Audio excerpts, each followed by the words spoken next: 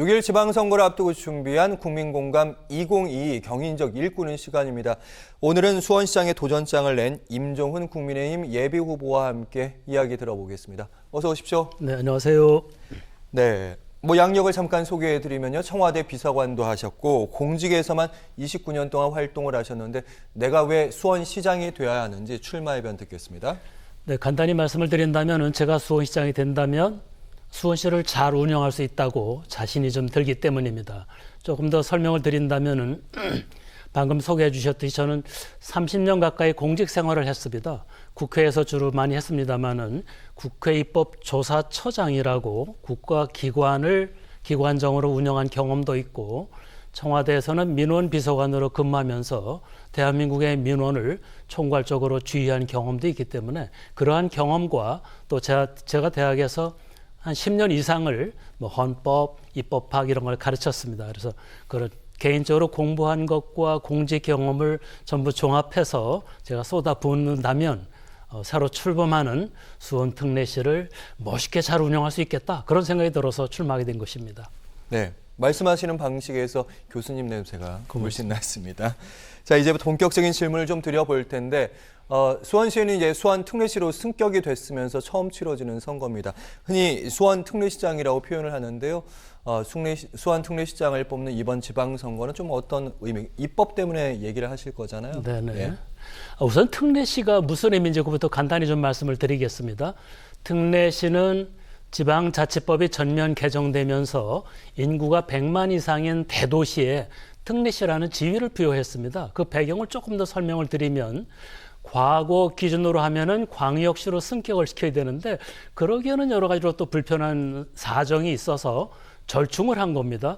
지위는 기초자치단체로 그대로 있으면서 광역시에 준하는 행정적, 재정적 권한을 부여하겠다 이런 취지입니다.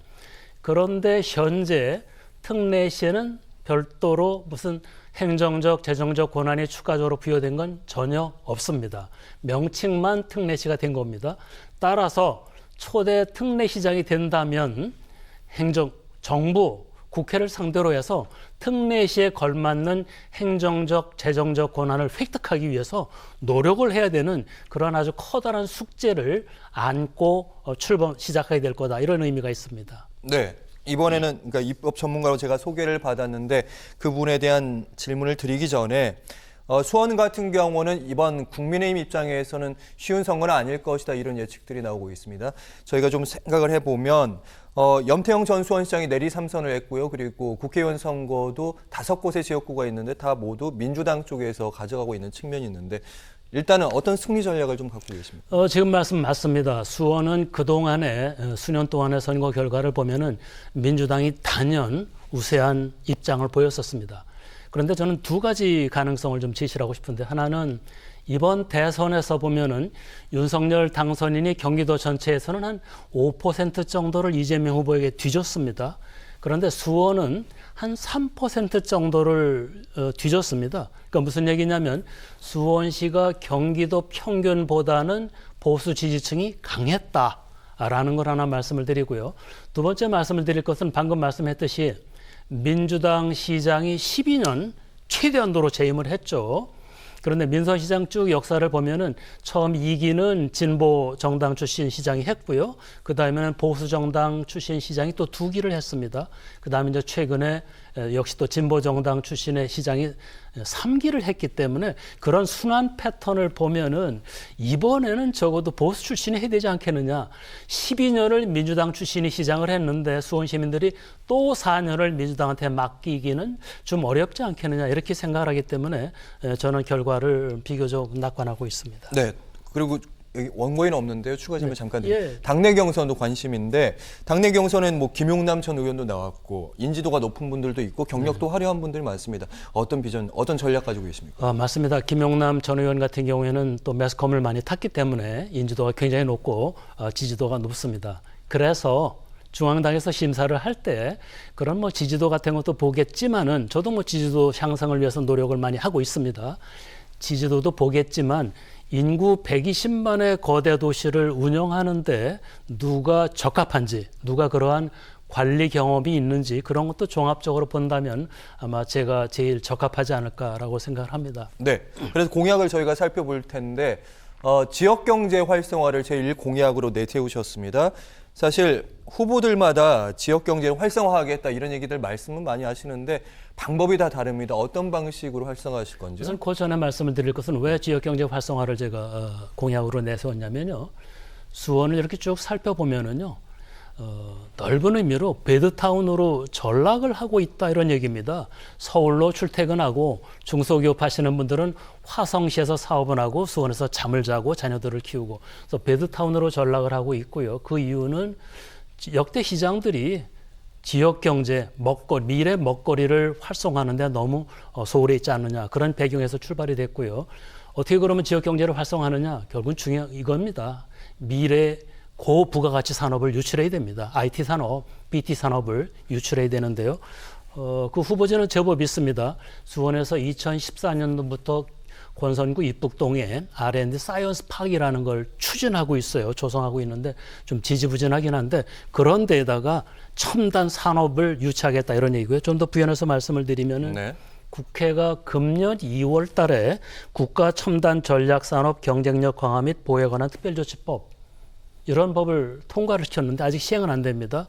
금년 8월부터 시행이 됩니다. 따라서 새 시장이 취임이 되면은 한 2달 뒤에 시행이 되는데 저는 이 법에 따라서 수원의 대표적인 산업단지를 이 법에 의한 국가 첨단 전략 산업 특화단지로 지정받도록 제가 아주 앞장서서 뛰겠다 그런 말씀입니다. 네, 있는 법을 만들어질 법을 잘 활용하겠다 이런 신법을, 말씀이신데요. 예.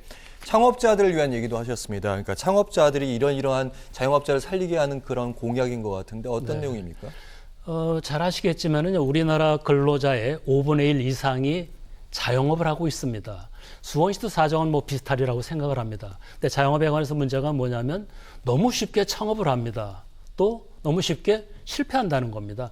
수원에서는 적어도 이런 일이 반복되지 말아야 되겠다 이런 얘기입니다. 저는 그래서 창업하는 단계에서는 수원시에서 전액 부담을 해서 창업, 인큐베이팅 센터 이런 걸 만들어 가지고 창업하고자 하는 분이 있으면은 우리 센터에 들어와서 교육받아라. 전액 시에서 비용은 부담한다. 그래가지고 그분에게 당신 어디에서 장사할 거냐. 거기에 상권 분석도 해주고 교육 훈련도 해주고 필요한 정보도 제공해줘서 일단 창업하면 실패하지 않도록 창업 단계에서 지원해주고 두 번째 창업이 된 자영업자의 경우에는 계속 성공할 수 있도록 컨설팅을 꾸준히 제공을 해주겠다 이런 얘기입니다. 그래서 예컨대 외식업을 하시는 분 같은 경우는 그런 분들을 위해서는 백종원 선생님 같은 분을 초빙을 해서 수시로 컨설팅을 해준다든가 또는 미용업을 하시는 분의 경우에는 또 그 분야의 전문가를 초빙을 해서 컨설팅을 해줘서 수원시에서 자영업을 하는 분들은 창업 단계는 물론 창업 이후에도 성공할 수 있도록 전폭적인 지원을 해주겠다 그런 얘기입니다. 네. 그리고 최대 이슈는 이제 대체로 이제 지하철 얘기를 많이 하시는데요. 두 번째 이슈가 보통 수원 군공항 이전 문제입니다. 군공항 이전 문제는 답보 상태입니다. 어떻게 하실 보관이 맞습니다. 있으신지요? 답보 상태입니다. 지금 정부에서 방침은 정해져 있습니다. 수원시에 있는 군공항을 옆에 있는 화성시로 이전한다. 방침은 정해져 있는데 진척이 전혀 안 됩니다. 이유는 간단합니다. 화성시가 별로 환영을 하지 않기 때문입니다. 해결책도 저는 간단하다고 봅니다. 상생을 해야 됩니다. 저는 그래서 수원시와 화성시, 국방부의 3자 협의체를 적극 가동을 해서 노력을 해야 되는데요. 이런 얘기입니다. 수원시에서 군공항 이전하게 되면 그 지역에 수원에 무슨 산업단지도 조성하고 여러 가지 개발을 해서 이익을 얻게 되겠죠. 그럼 예상되는 개발 이익 중에 일부분, 합리적인 범위에서 일부분을 그 군공항을 받아준 화성시에 이전해주는 화성시와 수원시 간의 상생을 위한 노력이 있지 않으면 이건 성공할 수 없다. 그래서 상생 협력을 저는 새로 취임하게 될 화성시장하고 적극적으로 추진해서 문제를 좀 관철시키겠다. 그런 말씀을 드리겠습니다. 네. 이분 워낙 관심이 많으니까 제가 추가로 반론을 좀 드려보면 네네, 예. 그러니까 화성시 국방부 3자 협의체 만들겠다. 네네. 첫 번째 반론이 가능한 게 사실은 인천에 있는 수도권 매립지 그 부분도 네. 4자 협의 이렇게 돌린다고 하는데 지금까지 잘 안 되는 측면도 있고, 두 번째는 화성에다가 새로운 군공항을 만들어 주려면 예산이 많이 들어가야 되는데 그게 수원시가 내야 되는 돈이잖아요. 거기다 또 개발 이익까지 나누겠다고 하시면 예산 소요가 좀 많이 될 것 같아요. 우선 그 문제를 말씀을 드리면요. 저는 뭐 깊이까지 보지는 않았습니다만 화성으로 수원 군공항이 이전하게 되면 10전투 비행단이죠. 이전하게 되면 그 군공항 개발 비용은 전적으로 국방부에서 부담을 합니다. 제가 드리는 말씀은 군공항이 화성시로 이전하게 되면 그 주민들이 개발에도 제한을 받게 되고 또 소음에 고통을 받기 때문에 불편이 많이 겪죠. 그 불편에 따른 부담을 군공항이 이전돼 가고 남게 되는 수원시의 그 지역을 개발해서 수원시가 얻게 되는 개발 이익 중에 합리적인 부분을 화성시민들이 받게 되는 고통을 덜어준다는 의미에서 나눠주는 것이, 그렇게 하는 것이 상생이 아니겠느냐, 그런 말씀입니다. 네, 알겠습니다. 그리고 다음 질문 드리겠습니다. 일단 서수원, 동수원과 그리고 흔히 말하는 영통 지역이죠. 광교 신도시와 대비해서 좀 낙후돼 있어서 도시재생 사업 필요하다는 얘기가 많습니다. 이 부분은 어떻게 하실 생각입니까? 네, 중요한 부분입니다. 수원의 경우 다른 지역도 마찬가지지만 뭐 대규모 단지가 좀 낙후돼 있을 때는 재개발, 재건축을 하는데요. 그 재개발, 재건축을 할 정도는 아니지만 소규모로 도심에서 낙후된 지역이 있을 때 하는 것이 재생 사업입니다. 국가 차원에서 전국적으로 추진이 되고 있는데, 재생 사업은 뭐 첫째로는 물리적인 의미의 재생, 그러니까 낙후된 뭐 몇 개, 서너 개의 주택을 리모델링 한다든가 하는 물리적 재생, 그것뿐만 아니라 두 번째로는 그 낙후된 공간에 문화 시설을 마련해 준다든가 문화 활동이 이루어질 수 있도록 한다든가 하는, 아니면 주민 소통 커뮤니티를 제공해 준다든가, 그런 두 번째 의미가 있고요. 세 번째로는 낙후된 지역의 골목 상권을 활성화하기 위해서 뭐 소비자들의 접근을 용이하게 한다든가, 아니면 거의 다 해결이 됐지만 뭐 지붕을 새롭게 멋있게 해준다든가, 그런 여러 가지 의미로 재생 사업의 의미가 있습니다. 예. 이 세 가지가 다 수원에서 필요한데, 저는 특히 수원에서 재생 사업이 필요한 이유는 이런 얘기입니다. 수원시는 화성시나 용인시에 비해서 면적은 좁은데 인구는 굉장히 많습니다. 고밀도로 개발이 돼 있다는 얘기입니다. 따라서 고밀도로 개발되어 있는 지역 어느 부분이 낙후돼 있다면 굉장히 눈에 거슬립니다. 많은 사람들이 보게 됩니다. 거기를 재생하게 되면 그 효과도 굉장히 크게 눈에 바로 띄게 된다는 얘기입니다. 따라서 저는 수원시는 다른 어느 시보다도 재생사업에 앞장서서 나가야 된다, 이런 얘기고요.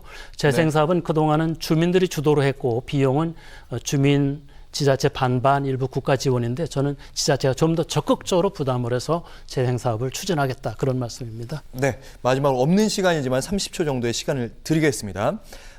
OBS 시청자분들 그리고 수원 특례시민께 한 말씀 카메라 보시고 말씀해 주시면, 이쪽 보시면 됩니다. 예. 존경하는 OBS 시청자 여러분, 그리고 경기도민 여러분, 수원 특례시민 여러분, 저는 30년 가까운 공직 생활을 하면서 후배 공무원들과 소통하면서 성과물을 만들어내는데 탁월한 능력이 있다고 스스로 감히 자부를 합니다. 제가 수원 특례시에서 시장이 된다면은 수원 공직사회 역량을 극대화해서 수원 특례시를 대한민국 제1의 4개 특례시가 있죠. 대한민국 제1의 명품 특례시로 만들겠다는 약속을 여러분께 드립니다. 많이 성원해 주시기 바랍니다. 감사합니다. 네, 임종훈 국민의힘 수원 특례시장 예비후보와 함께했습니다. 고맙습니다. 잠시만 앉아 계시고요.